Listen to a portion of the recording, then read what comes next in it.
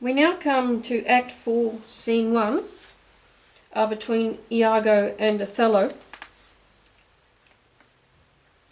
And Iago starts, "Will you think so? Think so, Iago. What? To kiss in private, an unauthorised kiss, or to be naked with her friend in bed an hour or more, not meaning any harm?"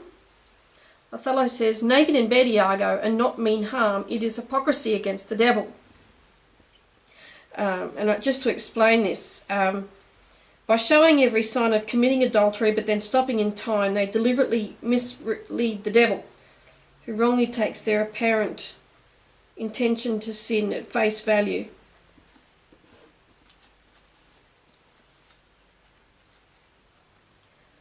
They that mean virtuously, and yet do so, the devil their virtue tempts, and they tempt heaven. So in this case, those who mean well but act in lascivious fashion make it easy for the devil successfully to tempt them, and they push heaven to the point where it may not be able to forgive them. They do nothing, 'tis a venial slip. But if I give my wife a handkerchief, what then? Why then 'tis hers, my lord, and being hers, she may, I think, bestow it on any man. So the issue with the handkerchief, which is now with Cassio, which is now with Bianca, I believe. All of this of Othello's belief of his wife cheating on him is very much borne out by the handkerchief. The handkerchief becomes very, very important very, very soon. Now that it's with Bianca. She is protectress of her honour too, may she give that? Her honour is an essence that's not seen.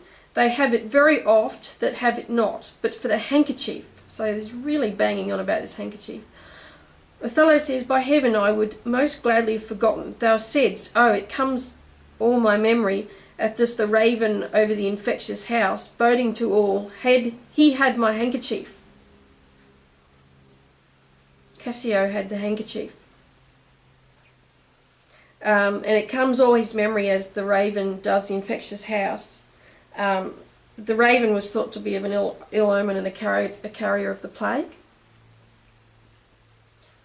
It's quite an interesting little description. It comes over the memory, and it's quite a bad memory. He had my handkerchief. Aye, what of that? That's not so good now.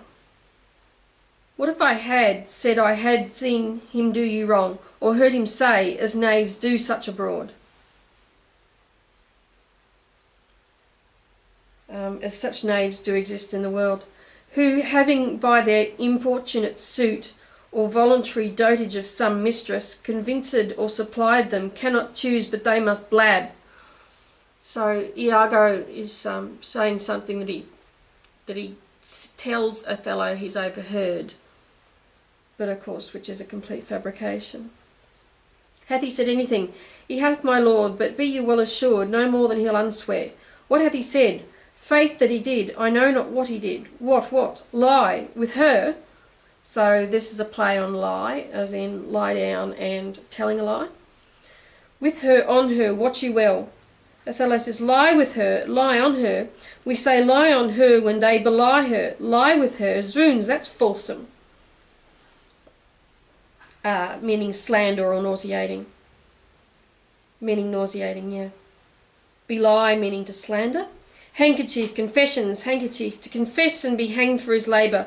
First to be hanged and then to confess, I tremble at it. Nature would not invest herself in such shadowing passion without some instruction. It is not words that shakes me thus. Pish, noses, ears and lips, is it possible? Confess, handkerchief, oh devil, and then he falls down into a trance. And Iago says, work on, my medicine works. These thus credulous fools are caught, and many worthy and chaste dames even thus all guiltless meet reproach. What ho, my lord? What lord, I say? Othello. And in comes Cassio. How now, Cassio? Iago says. What's the matter? My lord is fallen into an epilepsy. This is his second fit. He had one yesterday. And Cassio says, rub him about the temples.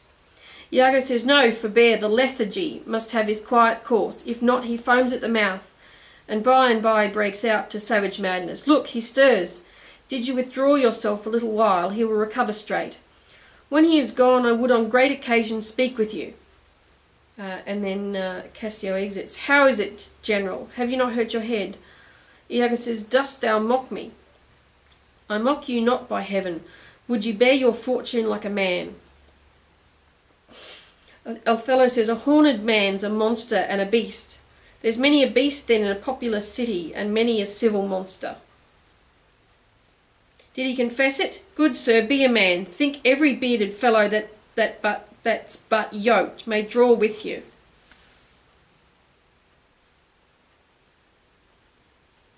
So other men who have been cheated on. There's millions now alive that nightly lie in those improper beds, which they dare swear peculiar. Your case is better, oh, 'tis the spite of hell. The fiend's arch mock, oh, 'tis to lip a wanton in a secure couch, and to suppose her chaste. No, let me know, and knowing what I am, I know what she shall be. Othello says, oh, thou art wise, 'tis certain. Iago says, stand you a while apart, confine yourself but in a patient list. Whilst you were here, overwhelmed or whelmed with your grief, a passion most unsuiting such a man, Cassio, came hither. I shifted him away and laid good sense upon your ecstasy. Bade him anon return and here speak with me, with the which he promised. Do but encave yourself, hide yourself, and mark the sneers, the gibes and notable scorns that dwell in every region of his face. For I will make him tell the tale anew, where, how oft, how long ago, and when he hath, and is about to, and is again to cope your wife, have sex with your wife. I say, but mark his gesture. Marry patience, or I shall say you're all in spleen, and nothing of a man. All in all, completely impulsive. Dost thou hear, Iago? I will be found most cunning in my patient, but dost thou hear most bloody? Iago says, that's not amiss, but yet keep time and all. Stay in control. Will you withdraw? Now will I question Cassio of Bianca, a hussy that by selling her desires buys herself bread and cloth. It is a creature that dotes on Cassio, as 'tis the strumpet's plague, to beguile many and beguiled by one. He, when he hears of her, cannot restrain from the excess of laughter. Here he comes. As he shall smile, Othello shall go mad, and his unbookish jealousy must conster poor Cassio's smiles, gestures, and light behaviours quite in the wrong. So Othello's going to read all the mannerisms and expressions of Cassio for the worst. Poor Cassio smiles, gestures, and light behaviours quite in the wrong. How do you now, Lieutenant? The worst that you give me the addition who once even kills me. Ply Desdemona well, and you're sore on it. Now, if this suit lay in Bianca's power, how quickly should you speed? Cassio says, alas, poor caitiff, wretch. Look how he laughs already, Othello says in aside. I never knew a woman love men so. Alas, poor rogue, I think in face she loves me. That was Cassio. Othello aside says, now he denies it faintly and laughs it out. Iago, do you hear, Cassio? And Othello now has an aside from behind. Now he importunes him to tell it all. Go to, well said, well said. She gives it out that you shall marry her. Do you intend it? Cassio laughs. And Othello says, do ye triumph, Roman, do ye triumph? Cassio says, I marry? What a customer! Courtesan. Prithee, bear some charity to my wit. Do not think it so unwholesome, and laughs again. Othello says, so, they laugh that wins. Iago says, faith, the cry goes that you marry her. Prithee, say true. I am a very villain else. Ha, you scored me?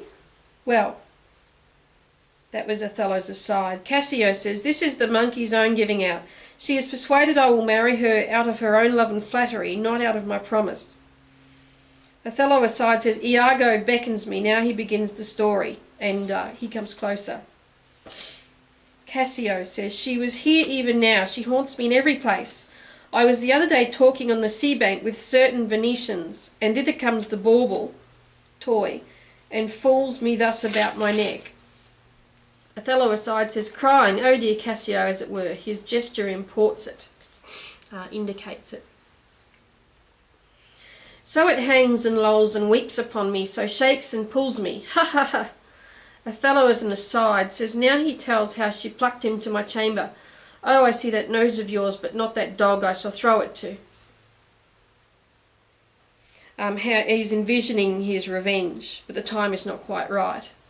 And cutting off the enemy's nose was understood as a form of retribution.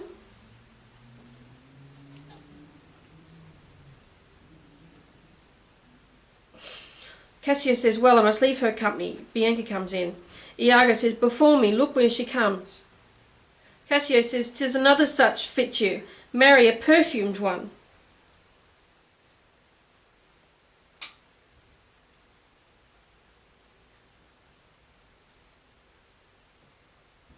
Polecat. Bianca, and says to Bianca, what do you mean by this haunting of me? Bianca says, let the devil and his dam haunt you. What did you mean by that same handkerchief you gave me even now? I was a fine fool to take it. I must take out the whole work. A likely piece of work, that you shall find it in your chamber and know not who left it there. This is some minx's token, and I must take out the work. There, give it your hobby horse. And giving Cassio the napkin, wheresoever you had it, I'll take out no work on it. So she's giving back the handkerchief because she thinks that Cassio has got it from some other woman.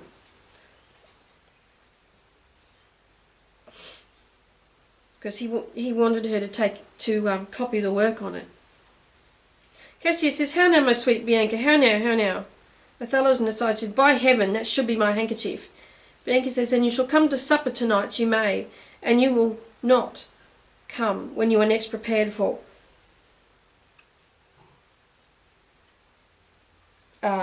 Come next time I prepare for you, in other words, never.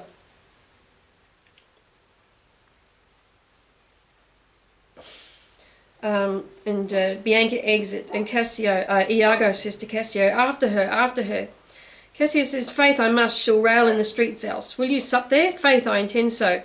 Well, I may chance to see you, for I would very fain speak with you. Prithee, come, will you? Go to, say no more. And Cassio exits. Othello says, how shall I murder him, Iago? Did you perceive how he laughed at his vice? Oh, Iago, did you see the handkerchief? Was that mine?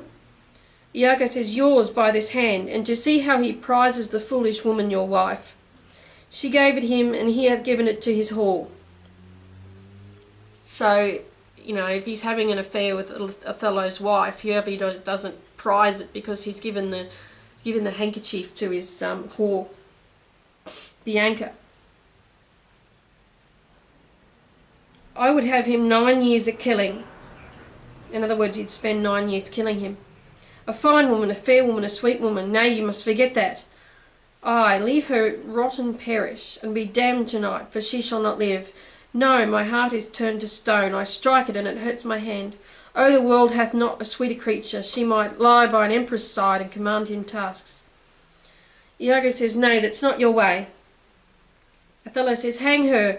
I do but say what she is, so delicate with her needle, an admirable musician.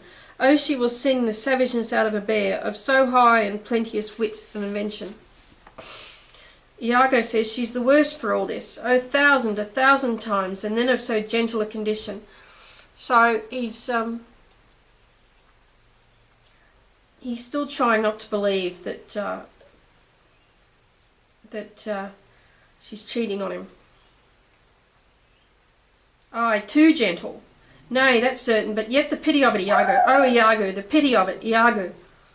Iago says, if you are so fond over her iniquity, give her patent to offend, for if it touch not you, it comes near nobody. I will chop her into messes, cook old me. Oh, 'tis foul in her, with mine officer, that's fouler. Get me some poison, Iago, this night. I'll not expostulate with her, lest her body and beauty unprovide my mind again. This night, Iago, lest her body and beauty weaken his resolve. Do it not with poison, strangle her in her bed, even the bed she hath contaminated. Good, good, the justice of it pleases, very good. And Iago says, and for Cassio, let me be his undertaker. So Iago's going to kill Cassio. You shall hear more by midnight. Excellent, good. A trumpet sounds. What trumpet is that saying? I warrant something from Venice. And then Lodovico, Desdemona and attendants come in. 'Tis Lodovico. This comes from the Duke. See, your wife's with him. God save the worthy general. With all my heart, sir. Then he's giving Othello a letter.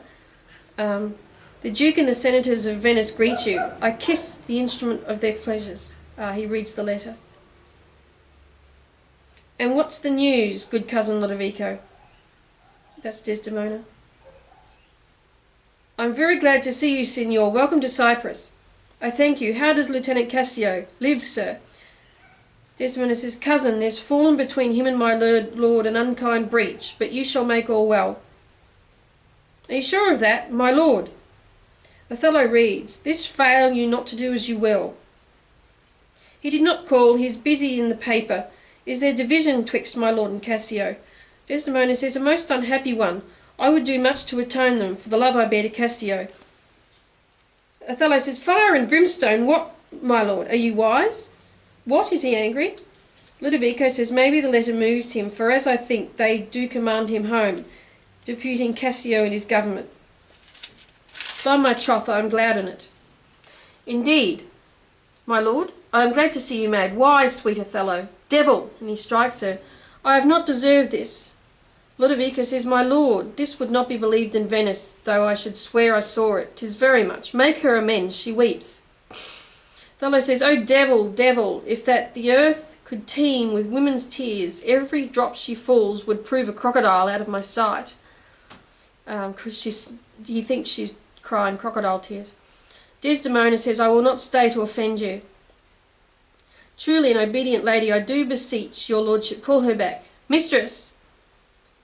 Desdemona returns, my lord, what would you with her, sir? Lodovico says, who, I, my lord? Othello says, I, you did wish that I would make her turn. Sir, she can turn and yet go on and turn again, and she can weep, sir, weep, and she's obedient, as you say, obedient, very obedient. To Desdemona he says, proceed you in your tears. To Lodovico, concerning this, sir, oh well, painted passion. To Lodovico, I am commanded home. To Desdemona, get you away, I'll send for you anon. To Lodovico, sir, I obey the mandate and will return to Venice. To Desdemona, hence, avaunt, and she exit. To Lodovico, Cassio shall have my place, and sir, tonight I do entreat we may sup together. You are welcome, sir, to Cyprus, goats and monkeys.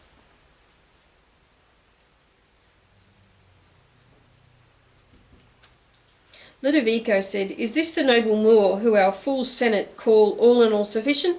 Is this the nature whom passion could not shake, whose solid virtue the shot of accident nor dart of choice could neither graze nor pierce? Iago says, he is much changed. Ludovico says, are his wits safe? Is he not light of brain? Iago says, he's that he is. I may not breathe my censure what he might be. If what he might, he is not. I would to heaven he were. What, strike his wife? Iago says, faith, that was not so well, yet would I know that stroke would prove the worst. Is it his use, or did the letters work upon his blood, anew create his fault? Did the letter have something to do with his outburst? Alas, alas, it is not honesty in me to speak what I have seen and known. You shall observe him, and his own courses will denote him so, that I may save my speech. Do but go after and mark how he continues. Ludovico says, I am sorry that I am deceived in him. And that ends Act 4, Scene 1. So he's got his orders to return to Venice. Desdemona's in a lot of trouble. Okay, so please join me for Act 4, Scene 2.